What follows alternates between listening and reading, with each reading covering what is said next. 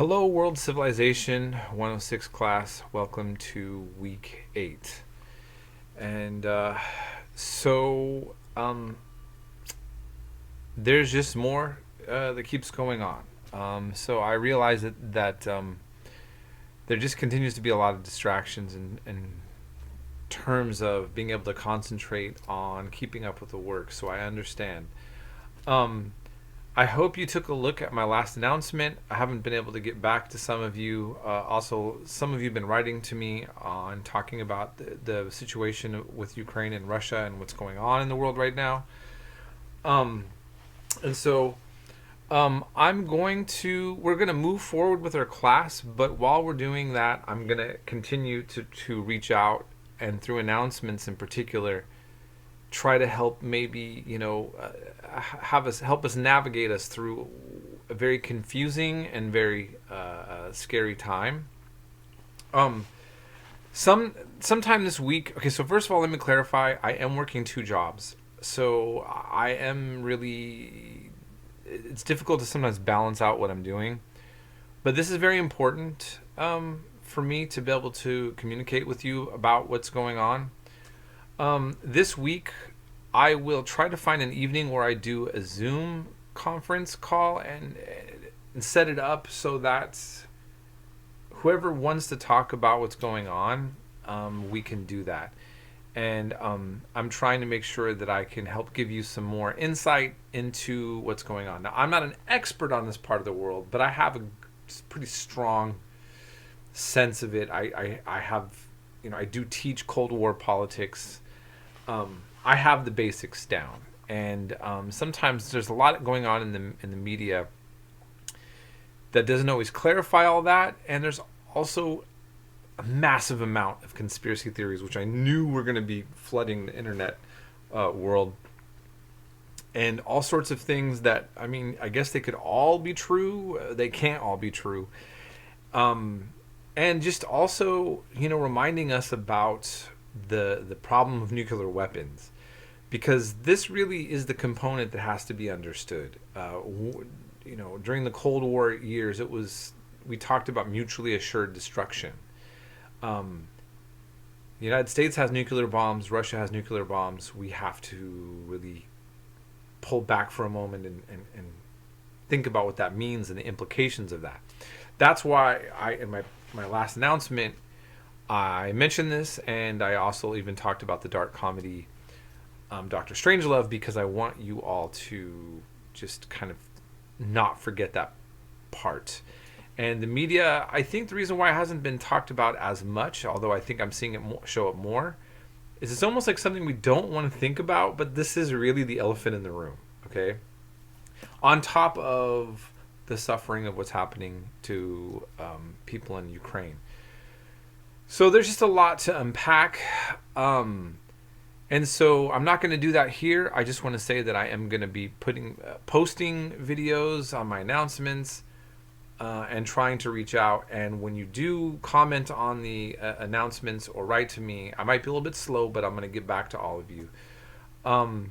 We are going into Greece right now. We're going into interesting topics. I hope what you're seeing here as we cover world religions and this world history, that you really are understanding why understanding history is so important. Because for so many people, what's going on in Ukraine and Russia and between NATO and the United States, and the issue, what is NATO?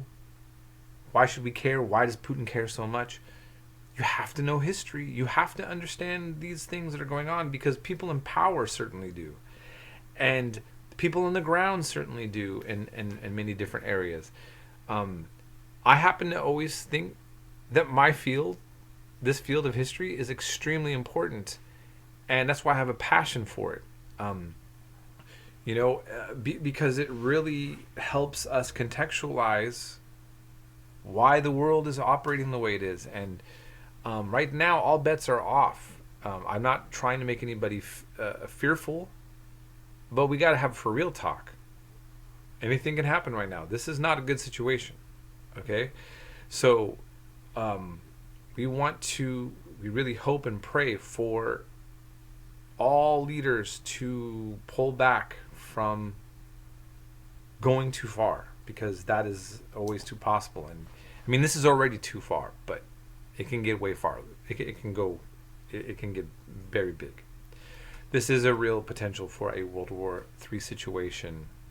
And again, the nuclear question, it's unthinkable. It's unthinkable. So please pay attention. Don't get too grim, but we need to be alert and aware. And at the same time, so I just want this class to for you, when you have anxieties or thoughts about it, I want you to reach out to me. We can talk about this and try to get a better understanding.